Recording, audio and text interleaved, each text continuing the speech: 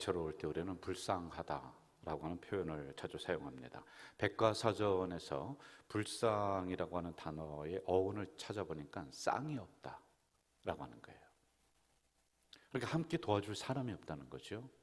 이 어려운 길을 서로 따뜻하게 위로해 주면서 함께 갈 사람이 없다. 도움을 줄 은인이 없다 라고 했을 때 불쌍하다라고 하는 표현을 사용한다고 합니다.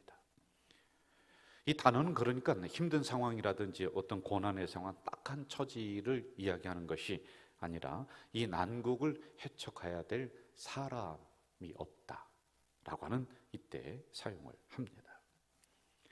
일에 초점을 맞춰진 것이 아니라 사람에게 초점이 맞춰져 있습니다. 배치장도 맞들면 낫다 이렇게 얘기하잖아요. 그런데 이것을 맞들어줄 사람이 없다라고 할 때 불쌍하다라고 하는 표현을 사용합니다. 저는 시간이 지나면 지날수록 목회가 무엇냐? 사람이다. 이게 절절히 다가오고 있습니다. 사람을 얻기 위해서 물구나무를 설어서 춤을 추라고 한다면 저는 물구나무 서서 춤을 출 수 있을 것 같고요. 사람을 얻기 위해서 수천리길을 오고 가라 한다면 그렇게 할 것 같습니다. 제가 다른 욕심은 많지 않아도 사람에 대한 욕심은 그냥 끝이 없는 것 같습니다. 여러분 왜냐고요? 성도가 있어야 사람이 있어야 조직도 있고 구조도 있고 뭐 섬기기도 하고 뭐 우리가 나가서 이런저런 일을 하기도 하고 사람에게서 모든 것이 나오기 때문에 그렇습니다. 하나님이 직접 이 자리에 오셔서 일하시는 것이 아니라 사람을 통해서 일을 하시기 때문에 그렇습니다. 얼마 전에 돌아가신 서성 목사님은 종종 저에게 이런 얘기를 해주셨습니다. 성도가 하늘과 같이 보여야지만이 비로소 목회를 제대로 하는 것이다. 뭐 여러분이 하나님은 아니죠. 그만큼 소중하게 한 성도가 보여질 때 진정한 목회의 길이다. 한 사람을 얻기 위해서 천리길도 마다하지 마라 그렇게 배웠습니다. 그리고 그 한 사람을 얻기 위해서 낙담된 사람을 다시 캐내기 위해서 저는 그 말씀에 순종해서 그분들 집 앞에 아파트 앞에 가서 몇 날 며칠을 기다리고 했었던 적도 있었습니다. 절절히 옳은 말씀이었습니다. 반대로 생각해 봅시다. 목회를 하는 데 있어서 교회 공동체를 섬기는 데 있어서 사람을 잃어버리지 않도록 목사인 저도 조심하고 성도들도 서로를 조심시켜라 라고 하는 것입니다. 이스라엘 역사에 보면 다윗이 최고의 왕입니다. 성군이라고 합니다. 그런데 홀로 된 것이 아니라 그 주변에는 참모들, 사람들이 있었습니다. 어느 날 전쟁에서 다윗은 이렇게 얘기합니다. 내가 지금 목이 마른데 그냥 물이 아니라 저 멀리 있는 나의 고향 땅에 있는 그 깊은 우물 생수를 좀 마셨으면 좋겠다. 이 이야기를 들은 주변에 있는 부하들이 어려움을 헤치고 적들을 물리치면서 고향 땅으로 가서 물을 한 양동이를 길어옵니다. 그는 이 물을 마시지 않습니다. 그리고는 이렇게 말합니다. 이것은 물이 아니라 벗들의 피다. 그리고는 이 물을 성전에 올려드리고 제단 앞에 붓습니다. 이런 사람들이었지요. 함께 어려움을 이겨나가는 소중하게 서로를 생각하는 그 사람들이 있었기 때문에 이스라엘이라고 하는 그 위대한 왕국을 세울 수가 있었다는 것이죠. 지난 4주간 동안 우리는 4인 4색이라고 하는 부흥회 그리고 전도 초청잔치를 실행을 했었습니다. 4인 4색은 성도들의 낙담된 마음을 다시 일으켜 세우자, 말씀으로 일으켜 세우자. 참으로 어려웠습니다. 그 어느 때보다도 힘든 행사였던 것 같아요. 전도 초청 잔치를 통해서 우리가 다 같이 느끼는 것은 한 사람을 얻는 것이 천하를 얻는 것보다 더 어렵구나. 이걸 우리는 깨달아 나가고 있습니다. 이번 행사를 스스로 평가를 해보았습니다. 전체적인 흐름이 그래도 이 코로나가 엄중한 상황 속에서 우리 교회가 해야 될 일을 하면서 영적인 분위기가 좀 긍정성을 향해서 좀 물꼬가 트여진 것 같다라는 이런 생각이 듭니다. 영혼 구원에 대해서 우리가 복음을 가서 뿌렸습니다. 수많은 전도지를 그리고 초청장을 그분들에게 드렸습니다. 물론 많은 분들이 와서 한 100여 명 가까이 와서 우리 교회를 살피시고 말씀을 듣고 했습니다마는 그것보다는 이 코로나 기간 동안에 우리의 무너졌던 교회 본질, 영혼 구원, 이것을 좀 다시 세우는 실제적인 행동이었다라고 하는 이런 자평을 좀 해봅니다. 동시에 설교를 준비하면서 하나님이 보내주신 우리 공동체 식구들을 한 분 한 분 기억하게 되었습니다. 제 방에는 그동안에 등록하셨던 분들의 사진을 늘 갖다 놓고 있습니다. 그러면서 더 소중하게 이분들을 여기며 목회해야 되겠다라고 하는 것이 천근 만근의 무게로 다가오게 되었습니다. 우리 가자 공동체는 제가 온 그 뒤로부터 지금까지 매년마다 등록한 성도들의 숫자, 이름 그게 다 지금 있습니다. 그런데 그분들을 헤아려 봤더니 2,000명 넘습니다. 그러기에는 대형 교회는 아닙니다. 그럼에도 하나님이 계속 귀한 분들을 보내주고 있습니다. 그런데 좀 아쉬운 게 있습니다. 등록은 그렇게 해마다 200명 가까이 또는 150명 이렇게 새로운 성도들이 오시는데 그분들이 2,000명이 넘는 분들이 다 정착을 했느냐? 그러면 아마 이 자리가 꽉 찼을 거려. 그렇지 않았습니다. 50%를 넘지 못해요. 이런저런 이유로 교회를 떠났습니다. 무슨 이유인지 나오지를 못하고 있습니다. 이번 코로나 기간을 지나면서 이러한 현상은 더 많아졌습니다.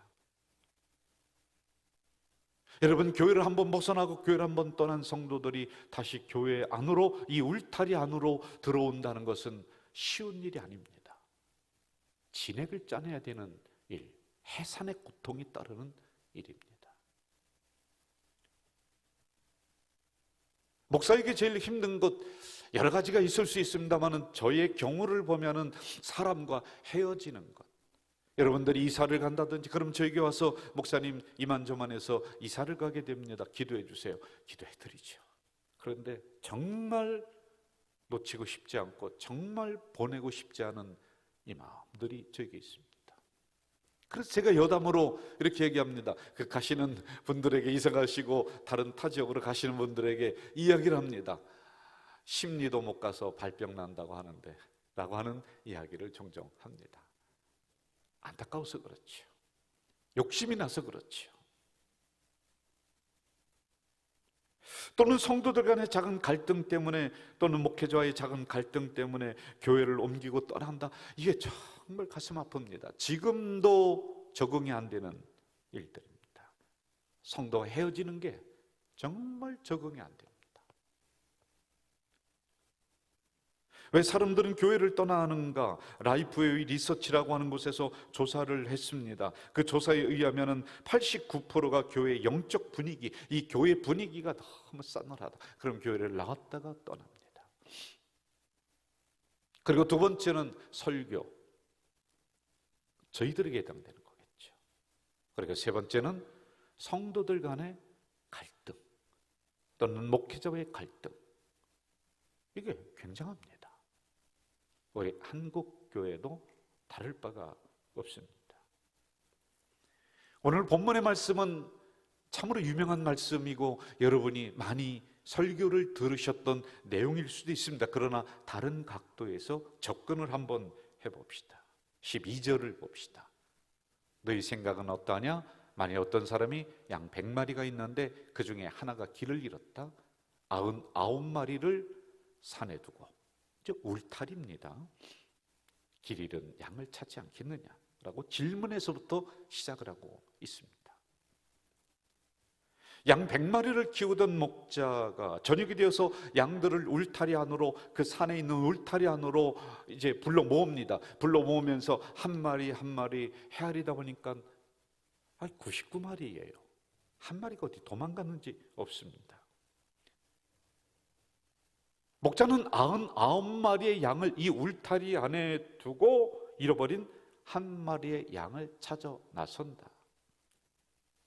그런데 여러분, 일반적으로 양을 치는 그 때, 그 시대의 목자들에게는 이러한 일은 어리석은 일로 간주됩니다. 대부분의 목자들, 양을 치는 사람들은 한 마리 잃어버린 양을 찾기 위해서 99마리를 이 울타리 안에 홀로 남겨두고 그 위험한 밤길을 가지 않습니다. 일반적으로 목자들에게는 양의 생명이 귀한 것이 아닙니다. 일반적입니다.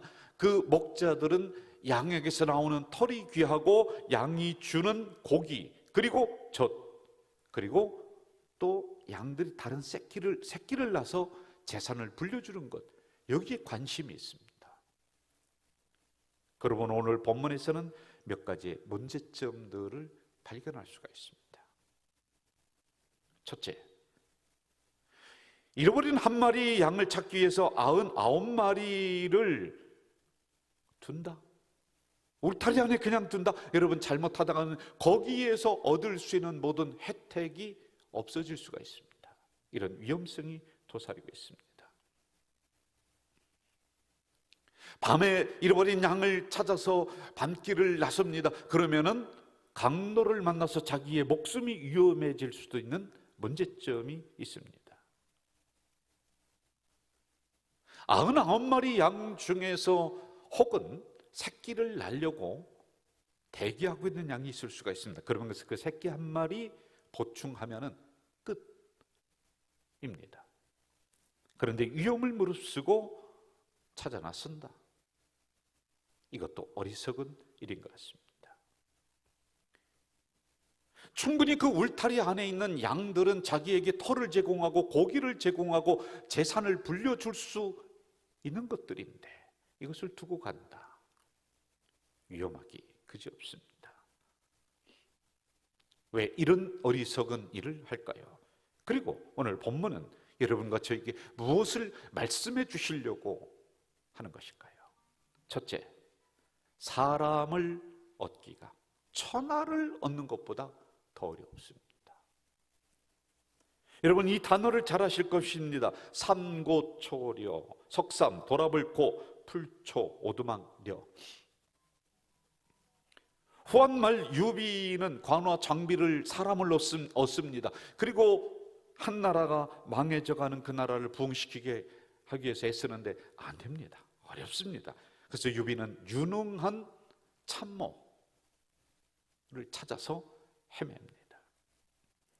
우연히 숨어 사는 선비 사마위를 만나서 내가 나라를 일으키려고 하는데 좀 유능한 머리를 잘 쓰는 전략가인 참모를 소개해 주세요.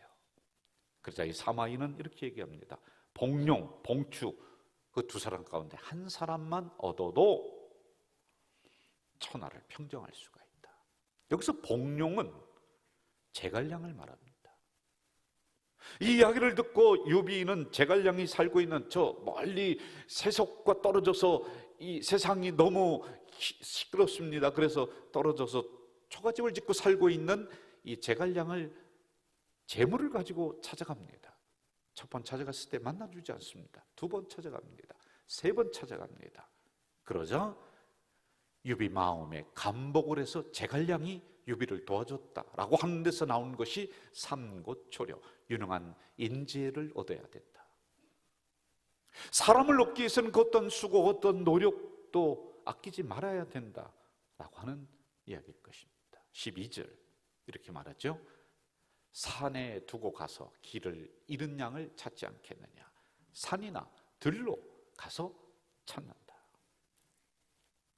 실제로 주님이 사람을 얻기 위해 하셨던 행적들을 한번 따라가 봅시다. 주변에 12명의 제자가 있었다고 했습니다. 이 12명의 제자를 어느 날 12명 모여라 해서 12명이 탁 모인 것이 절대로 아닙니다. 마태복음 4장 18절 갈릴리 해변에 다니시다가 두 형제 곧 베드로라 하는 시몬과 안드레를 만났다. 여러분, 소풍 간 것이 아닙니다. 이 본문 앞에 등장하는 그 앞에 있는 사건들을 보면은 3장, 4장에 굉장히 촉박한 내용이 나옵니다. 예수님이 40일 광야에서 금식 기도를 하십니다. 그리고 내려오셨습니다. 그랬더니 사단으로부터 시험을 받습니다. 그리고는 박해가 일어납니다. 세례 요한이 잡혀갑니다. 목숨이 되었습니다. 17절 이렇게 말씀합니다. 이때로부터 비로소 전파에 이르시되 회개하라, 천국이 가까웠다. 하나님 나라를 선포합니다. 그런데 처음으로 하셨던 것이 바로 이 놀라운 사역을 위해서 함께할 사람을 찾는 것입니다. 그 사람을 얻는 것입니다. 혼자서 일을 예수님이 감당하신 것이 아니라 그런 사람을 찾기 위해서 그런 갈릴리 해변을 두루 다니셔서 사람을 얻습니다. 그게 베드로요, 안드레였습니다. 그 다음 행적을 볼까요? 수천리길을 마다하지 않고 예수님은 사람을 얻기 위해서 찾아갑니다. 그리고 만납니다. 하나님 나라에 대한 비전을 나눕니다. 그리고 그 사람을 얻습니다. 그 얻은 사람들이 10장 2절에서 기록된 대로 12명의 제자들이라는 것입니다. 성경은 12명이 12명으로 끝나지 않았다. 12명은 70명의 제자들로 불어납니다. 70명은 사도행전에 보니 120문도 120명의 제자를 낳습니다. 이 120명은 사도행전의 3,000명으로 그리고 5,000명으로 불어나기를 시작합니다. 오늘 어떻게 되었을까요? 2022년 고든 코넬 신학대학교에서 세계 선교 통계를 냈습니다. 개신교 전체를 25억 6천만 명. 개신교는 캐톨릭 정교회까지도 포함한 겁니다. 순수리 장로교, 개신교들은 10억 명 세계에서. 그런데 여러분, 이 놀라운 역사는 두 사람으로 인해서 시작되었습니다. 베드로와 안드레, 사람을 얻었기 때문에 이 역사는 시작이 되었습니다.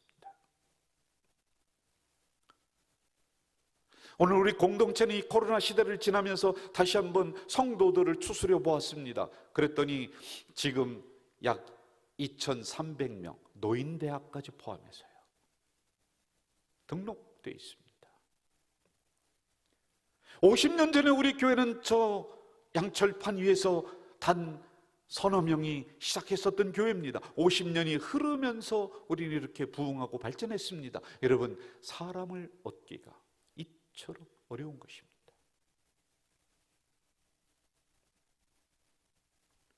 요즘 제 책상에 늘 보는 책, 늘 바뀝니다. 그런데 어쩌다 보니까 책이 몇 권 있는데 제목이 비슷해요.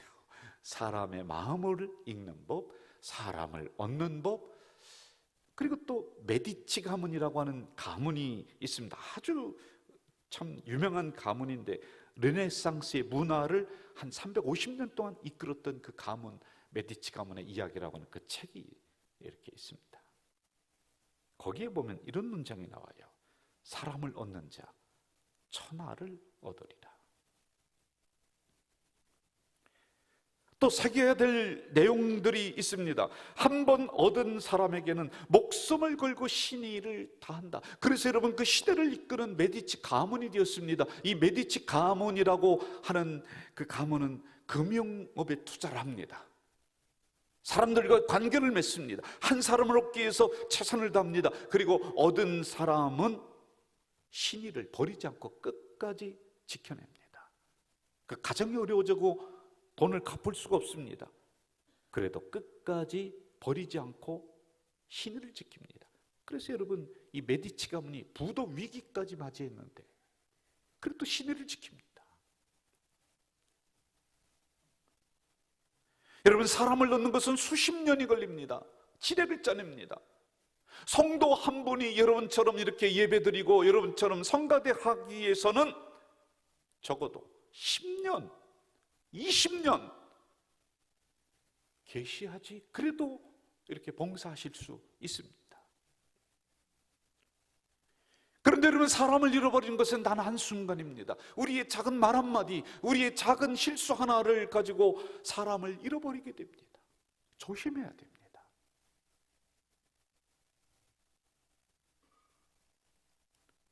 대부분 공동체에 정착하지 못하고 시험 들어서 다시 세상으로 갔거나 또는 다른 데로 가신 분들을 우리가 살피면 거룩한 가치가 서로 달라서 아닙니다. 교리적인 부분이 서로 달라서 아닙니다. 명분이 달라서 아닙니다. 지금도 서로 다른 사람들이 한 공간에 모여서 살아가고 있는 공동체, 세계적인 공동체가 있습니다. 수백 명이 모여서 함께 살아가는 그런 공동체들이죠. 개인적인 삶을 포기합니다. 그리고 함께 더불어서 예수 그리스도를 잘 믿어보자라고 하면서 그렇게 살아가고 있는 사람들입니다. 그런데 이상한 현상들이 종종 일어나더라는 것이죠. 정착을 못합니다. 공동체 자꾸 벗어납니다. 원인을 파악하기 시작했습니다. 이 공동체에 있는 사람들은 자기들이 필요한 것을 생활마트 가서 가지고 와요. 가지고 와서 공동체 생활이니까 먹을 만큼 쓸 만큼 가지고 옵니다. 그러면 사용을 하는 거예요. 이게 공동생활의 수칙입니다. 그날 아주 튼실한 감자가 많이 들어왔습니다. 감자를 가져가기 위해서 수많은 사람들이, 공동체에 있는 사람들이 줄을 쭉 섰습니다. 평상시 같으면 모든 사람들이 다 감자를 하나씩 두 개씩 가져가서 그날 한 끼 먹으면 되거든요. 그런데 아주 감자가 튼실해요. 얼마 지나지 않아서 감자가 떨어져 버렸습니다. 뒤에 있는 사람들이 기다렸다가 불만이 일어납니다. 그런데 이런 일이 거듭거듭 일어나기 시작합니다. 이것 때문에 수십 년 내려온 전통 있는 공동체가 깨졌다는 것이죠. 감자 때문에 깨졌습니다. 큰 게 아닙니다. 하나님은 우리 모든 성도들 가자 제일 공동체에 보내주셨습니다. 새로운 성도들이 급격하게 늘어나는 것은 아니지만은 그래도 점점 오고 계십니다. 우리가 나가서 전도를 해보았지만은, 초청을 해보았지만은 한 사람 얻는 것이 천하를 얻는 것보다 더 어렵습니다. 그렇다면 우리는 계신 성도들 소중하게 여겨야 됩니다. 친절하게 대해야 됩니다. 그리고 혹시 낙담한 성도들이 있다면 우리는 그 영혼들을 포기할 수가 없습니다. 왜? 하나님 뜻이기 때문에. 그래서 오늘 본문에서 말씀해주고 있기 때문에 그렇습니다. 두 번째, 교회는 약하고 어려운 이들에게 가야 된다. 10절을 볼까요? 삼가 이 작은 자 중에 하나도, 14절, 이와 같이 작은 자 중에, 집을 나간 한 마리, 울타리를 벗어난 한 마리 양은 작은 자라는 것입니다. 그래서 오늘 말씀은 예수님이 당시 사회에서 버림받고 사람 취급당하지 않는 세리들, 죄인들을 지칭하는 것입니다. 그들에게 예수님이 찾아가셨다는 것입니다. 사람들은 그들 쳐다보지 않습니다. 흔히 이런 얘기 있잖아요. 정승집 개가 죽으면 문상객이 몰립니다. 그런데 정승이 죽으면 문상객이 안 온다는 것. 왜요? 유명할 때 그 사람으로 인해서 얻을 게 많습니다. 그러나 예수님은 당시 잘 나가던 바리새인, 제사장들, 서기관들, 관리들, 그 시대의 주축을 이루는 사람들이었습니다. 그들에게 가지 않았습니다. 잃어버린 양, 작은 자, 그들에게 찾아가서 그들의 아픔을, 그들의 어려움을 만져주셨습니다. 거기 가면은 얻을 게 없습니다. 오히려 예수님이 안정적으로 얻으려면은 있는 사람들에게 찾아가야 됩니다. 그런데 주님은 그리하지 않으셨습니다. 여러분, 오늘 교회도 낮아져야 됩니다. 스스로 문턱을 낮춰야 됩니다. 겸손해야 됩니다. 주님이 그렇게 다가가셔서 스스럼 없이 손 내밀고 잡아주시고 함께 하시고 그들의 질병과 아픔을 치유하셨듯이 교회들도 마땅히 그리해야만 됩니다. 저는 우리 교회가 기독교 사회복지가 있는 것이 은혜요, 축복이요, 하나님의 놀라운 뜻이다. 정말 감사합니다. 매주 토요일 30명 이상이 되는 외국에서 결혼해서 오신 그 세댁들, 그분들을 우리 교회에 모셔서 한국어 배우고 한국 음식 가르치고 했던 프로그램을 그동안 진행했었습니다. 코로나 때문에 지금 못하고 있습니다. 코로나가 마무리되면서 다시 시작해야 됩니다. 왜요? 그들이 작은 자들이기 때문에 그렇습니다. 매주 화요일마다 노인대학에 약 200명 가까이 어르신들, 지역 어르신들이 오십니다. 그분들에게 우리가 복음을 전하고 말씀을 전하고 그리고 식사를 대접하고 그리고 따뜻한 여러 가지 선물, 또 프로그램, 아주 양질의 프로그램을 그분들에게 제공합니다. 코로나가 마무리되면서 우리는 다시 일을 시작해야 됩니다. 왜요? 그분들이 작은 자들이기 때문에 그렇습니다. 여러분, 교회 안에도 작은 자들은 있습니다. 질병으로 아픈 분들이 작은 자들입니다. 서먹 교회를 오셔서 제대로 적응하지 못하는 서먹한 분들 작은 자들입니다. 상처받은 분들 작은 자들입니다. 교회를 하다가 뜻하지 않게 오해의 한복판에 서서 있는 분들도 작은 자들입니다. 어느 분은 교회 등록을 안 해요. 그런데 이렇게 살펴보면은 다른 교회 다니다가 교회 때문에 깊은 상처를 받아서 나는 교회 등록 안 하고 그냥 다니겠다라고 하는 분들도 있습니다. 그분들이 작은 자들입니다. 주님의 관심은 그분들에게 있습니다. 오늘 교회는 다시 그러한 성도들에게 상처를 줘서는 안 됩니다. 먼저 우리가 다가가야 됩니다. 다시 손을 잡아줘야 됩니다. 혹시 시험 든 것이 있으면은 그래도 먼저 나온 우리가 가서 품어 안아야 됩니다. 교회는 그래야 됩니다. 설교를 계속 진행을 하면서 준비를 계속하면서 이 파트에서 목사인 나 때문에 그런 사람 없는가? 이게 들어왔습니다. 없으면 좋은데 있더라고요. 제가 이런 기도를 했습니다. 하나님, 다시 한 번만 더 기회를 주신다면, 한 번만 더 기회를 주신다면, 한 번만 더 이 울타리 안으로 들어오게 하신다면 제가 간쓸개를 다 빼놓고 그렇게 돌보겠습니다. 마지막 세 번째, 내 주변에 있는 사람을 소중하게 생각하고 대해야 됩니다. 6절 같이 한번 읽을까요? 시작. 누구든지 나를 믿는 이 작은 자 중 하나를 실족하게 하면 차라리 연자맷돌을 그 목에 달려서 깊은 바다에 빠뜨려지는 것이 나으니라. 무슨 말씀이죠? 14절 시작. 이와 같이 이 작은 자 중에 하나라도 잃는 것은 하늘에 계신 너희 아버지의 뜻이 아니라. 요한복음 10장에 보면 참된 목자, 거짓 목자가 나옵니다. 참된 목자는 양들을 예수님에게 인도하는 방법이 변칙을 사용하지 않습니다. 말씀대로 가르칩니다. 신앙의 규범을 가르치고 또 본인이 그렇게 살아가려고 노력합니다. 참된 목자는 자기가 돌보는 양떼를 언제나 교회 중심으로 인도해 갑니다. 양들로 하여금 교회 자부심을 갖게 만듭니다. 그리고 같은 영적 공동체를 항상 강조한다. 같은 식구다. 참된 목자는 요한복음 10장에 보니 양들 위에 군림하지 않습니다. 성김 받으려고 일부러 높아지지 않습니다. 양들을 다그치며 몰아붙이지 않습니다.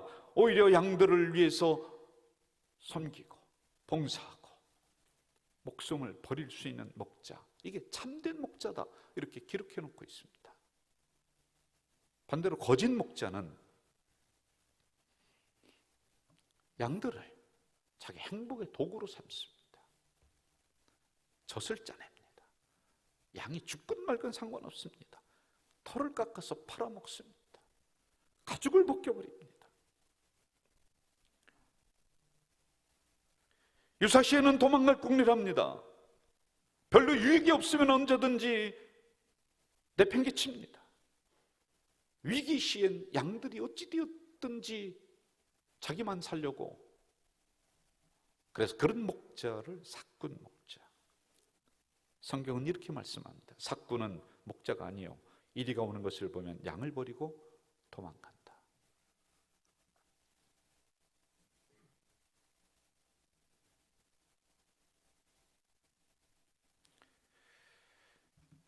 돌아가신 스승님의 그 글을 지금 제가 정리를 하고 있습니다. 책을 한 권을 내야 되겠다.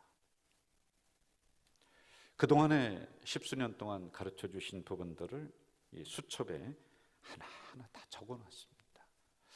그러면 이것을 정리를 하면서 그러면 좋은 책이 되고 유품이 될 수가 있겠다. 몇 년도인지 지금 기억이 안 납니다. 그런데 그 노트에, 그 수첩에 이렇게 써 있습니다. 진정한 목사는 성도 한 명이 교회를 떠날 때 2박 3일 몸살을 앓아야 된다. 그게 그렇게 써 있더라고요. 그분이 하셨던 얘기입니다.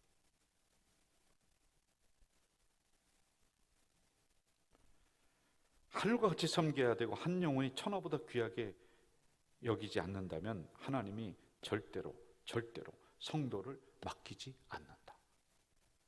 이렇게 써 있더라고요.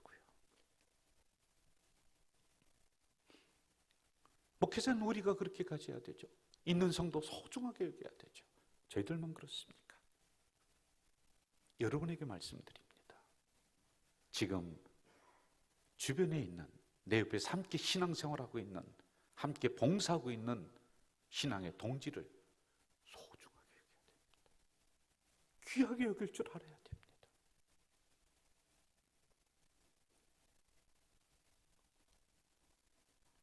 계산을 한번 해보시기 바랍니다.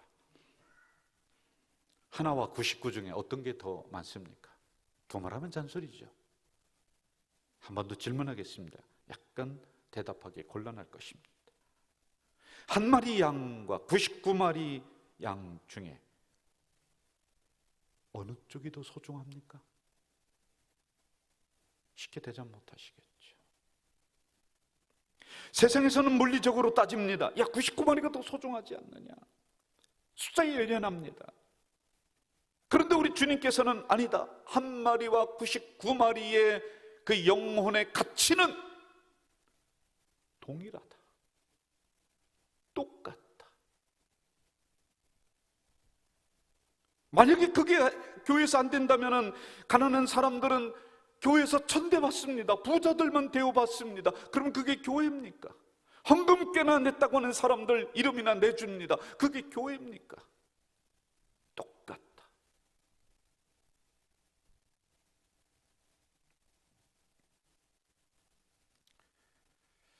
정리하겠습니다. 한 사람을 얻는 것, 천하를 얻는 것보다 더 어렵습니다. 그러므로